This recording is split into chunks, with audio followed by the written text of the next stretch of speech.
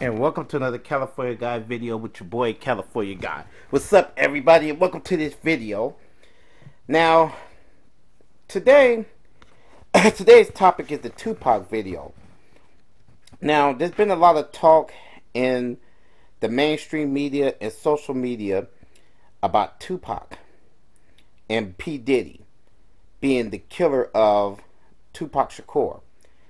Now, we're going to break this down to the core. Now, I've been looking at social media and a few YouTube videos, and they've been interesting. And some have good content when it came to the murder of Tupac. Now, I'm going to throw my hat in here in my own opinion. But before I get started, I want to tell the listeners or anybody listening to this channel or video that what I'm saying is speculation. This is from 17 years of my research when it came to Tupac Shakur and Biggie's murders. I'm gonna give you a brief synopsis and a background on this.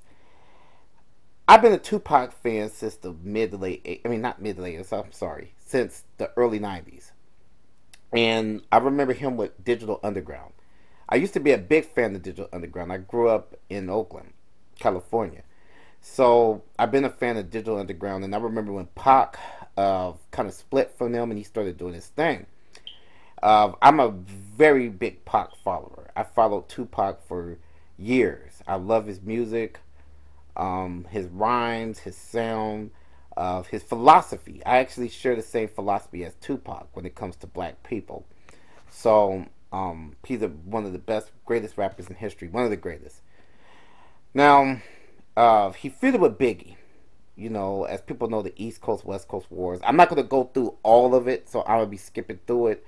Because if you guys don't know by now, there's a lot of research out there to why Biggie and Pac feuded. But I'm trying to get to the actual killings, the killing of Tupac. And it's not really Biggie. So I'm going to do another video on Biggie. But I'm just really getting into Tupac's history. But Tupac, to make a long story short, was shot the first time around in New York. Got entangled with some drug kingpins. Was shot, and you know he accused Biggie of getting shot because he accused Biggie and P. Diddy of getting shot, of him getting shot. I'm sorry. And so after that point, it led to them having their rivalry and their feud. It came through music. It was personal and all that. So let me get to the origins of it though, real quick. Now, back then, a company called Death Row Records, founded by Suge Knight, Dr. Dre, and it was a drug kingpin at the time. They used money to make Death Row. Dr. Dre was already famous from NWA. Again, I'm not going to go into specifics because you guys know who Dr. Dre is. I don't need to give you guys the specifics on NWA. You guys, research is out there. I'm not trying to give a whole West Coast history of rap music when you guys can look it up. So I'm just talking about the killings. But Dr. Dre and them founded Death Row. Death Row Records was under surveillance from the FBI because of drug money and affiliation with the Bloods and Crips. Now, Dr. Dre, at the time, recruited, and Suge Knight recruited Tupac to run with the label. They signed him on. Tupac was in prison. Suge got him in there, tricked him with the contract, placed him in there. Now, as time went on, the feud got thicker with what's his name, Biggie and Tupac. The feud got a lot bigger, and it exploded. But the theory is the murder. So let's get to this real quick, because I don't want to give too much history on. Because you guys already know, if you guys are hip hop fans or was around the '90s like me, because I was around in the '90s. I remember when this feud was fresh. I remember all of this shit that happened back then, everything. So, and I remember the after effects. Now, Pac was killed. Pac was killed. Now, let's dig deep into it. So I had to give you kind of a synopsis. I'm fast forwarding a little bit because I'm going to get to the meat and the crust of what I'm going to come with. Now, I've always believed that Pac was killed because of his affiliation with Suge and the Bloods. Now, I have a more sinister theory. In the 70s, the Bloods and Crips became a powerful entity in Los Angeles. Now, if anybody's from Los Angeles or you're from the West Coast, you know that the Bloods and Crips were strong at that time, the Black Bloods and Crips. And they were like the mob, you know, the Crips, you know, to belong and be a part of the Crips and affiliated, you had to go through different ceremonies. And I'm not going to go too deep. It's dangerous to kind of talk about their history on even YouTube, so I don't want to get too deep into Blood and Crip history. But it's basically almost like the Italian Mafia, where, you know, you become a made man. So they have ceremonies. So it was the same for Bloods and Crips. It's a deeper history. And see, a lot of the mainstream media, they never played that up. They never talked about the history of the Bloods and Crips. The media sensationalized Tupac and Biggie by using the industry, the labels, and the police and the FBI. Now, for years, there was one theory that the police and the FBI killed Tupac. That was one theory, which really wouldn't have made no sense, because if it was corrupt cops, they were wiretapping Pac at the time and Biggie. Most rap companies at that time was different than today. So most rap companies, they were always being wiretapped anyway. Even Rockefeller Records in New York and Badboy. So, you know, a lot of drug kingpins or drug dealers dipped their hand into the rap industry anyway. Anybody that knows music knows that that's what happened. Now, Pac and Biggie, and I know this is jumbled up, people, because I'm trying to go to my own theory. So I'm throwing stuff out. I'm getting to the point of my own theory. So I'm throwing a lot of background stuff. Because at the end of the day, a lot of people know about the killing, and everybody got their own opinion and origin story. So we all know what happened. So I'm kind of jumbling some things up. Let me get to my own theory. My theory is that Pac was assassinated by the Bloods. Now, let me tell you guys why. Because, number one, at that time, Suge Knight was never a Blood. To be a Blood, you had to really be on the streets with the Bloods. You had to be indoctrinated into the Bloods. And Suge wasn't really a Blood. He was affiliated with the Bloods. He knew a lot of Bloods because he went to high school, and he grew up with a lot of Bloods in Compton at the time when he was young. So he knew a lot of Bloods, because that's Los Angeles. If anybody lives in L.A., or, you know, if any LA listeners is listening to, Los Angeles listeners is listening to this video, they can make a comment at the bottom to further elaborate on how the Bloods and Crips work. Now, I'm Northern California, so we don't have gangs, Bloods and Crips in Oakland, so I didn't grow up around there. But in Los Angeles, they have Bloods and Crips, and so you could live on a Blood Street or Crip Street, but, you know, you still was considered a Blood or a Crip. That was their politics, but you still wasn't fully in there as a member. So Suge, he was actually really tied in with the Bloods. He was had Bloods hanging around the studio with him and Dre, and this is stuff that, you know, unconfirmed sources that I have. The police was wiretapping the Bloods at the time. They did a lot of the FBI. They were on that list in Los Angeles at the time, because they was a threat to Los Angeles. So Pac, on the other hand, when he got to L.A. and he started fucking with Death Row, if anybody remember the old interviews, Pac was saying stuff like, I could walk through Crip neighborhoods and Blood neighborhoods and they still show me love. He has said that on the numerous occasions on television, which was, to me, a dangerous thing to do, even if you're famous, because the Bloods and Crips were deep.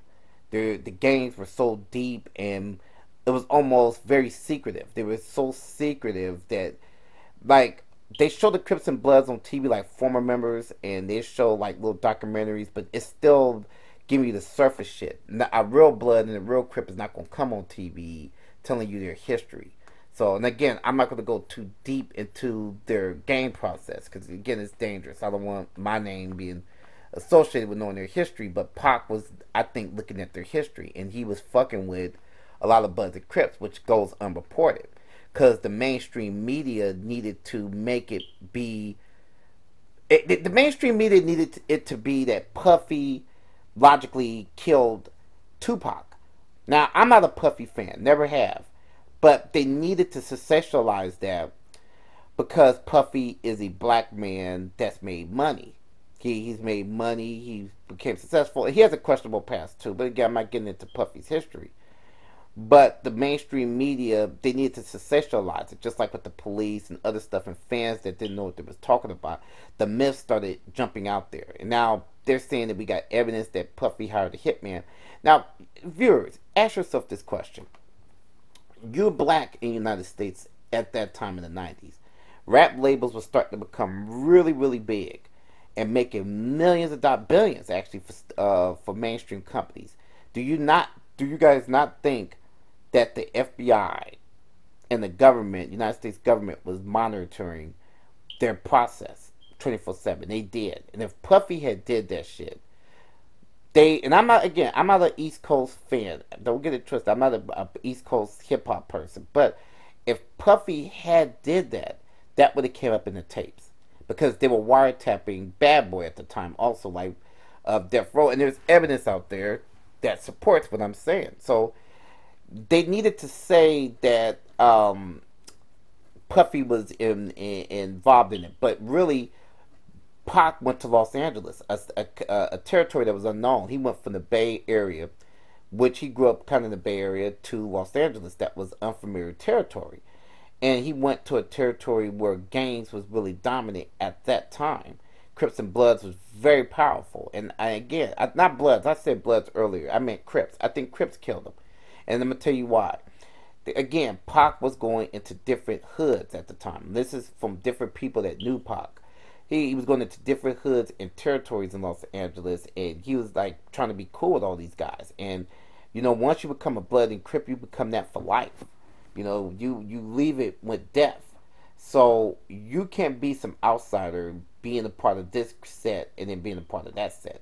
So I think that now I do think the FBI and the police ignored it, because Pac was making a lot of noise. He was a political activist. He was pro-black, and he was doing music. His music was very it was a the music was there, and he was black, so Pac had to go. So they didn't give really two less to the dams who killed him. And I think they know that Bloods killed him. Bloods or Crips put the hit out on Tupac, and I think that they put a hit out on him. I'm not saying he did it, but I'm not surprised if Suge had something to do with that. The documentary should have been Suge Knight. Now, I know people say this is an old theory, but Suge would have been the most logical suspect versus P. Diddy. Now, I understand they want to sell movies, they want to sell DVDs, they want to sell this farce of P. Diddy doing that. Okay, fine, because Biggie died. So, naturally, they're going to accuse P. Diddy. But I honestly believe it was Crips or Bloods that did that.